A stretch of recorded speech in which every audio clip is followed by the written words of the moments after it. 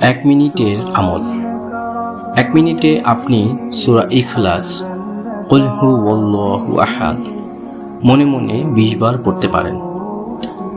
এই সূরা একবার পাঠ করলে কুরআন মাজিদের 1/3 পড়ার সমান সওয়াব পাওয়া যায়।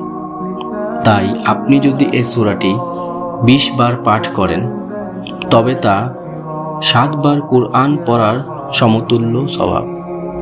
অতএব আপনি যদি এই সূরাটি প্রতিদিন 1 মিনিটে 20 বার পাঠ করেন তবে মাসে আপনার 600 বার পাঠ করা হয় এবং বছরে 7200 বার পাঠ করা যায়, যার সওয়াব 2400 বার সম্পূর্ণ কুরআন পড়ার সমতুল্য।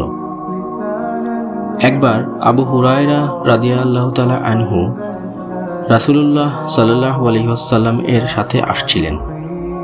তখন তিনি এক ব্যক্তিকে কুল হুয়াল্লাহু আহাদ আল্লাহুস সামাদ পাঠ করতে শুনলেন। রাসূলুল্লাহ সাল্লাল্লাহু আলাইহি ওয়াসাল্লাম বললেন, ওয়াজিব অর্থাৎ অবধারিত হয়ে গেছে। আমি প্রশ্ন করলাম, কি ওয়াজিব হয়ে গেছে? তিনি বললেন, জান্নাত। রাসূলুল্লাহ সাল্লাল্লাহু আলাইহি ওয়াসাল্লাম বলেন, তোমাদের কেউ কি রাতে 1/3 কুরআন তিলাওয়াত করতে সক্ষম?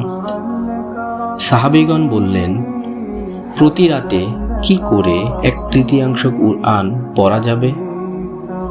তিনি সাল্লাল্লাহু আলাইহি ওয়াসাল্লাম বললেন, সূরা কুল হুয়াল্লাহু আহাদ কুরআনের 1/3 সমান।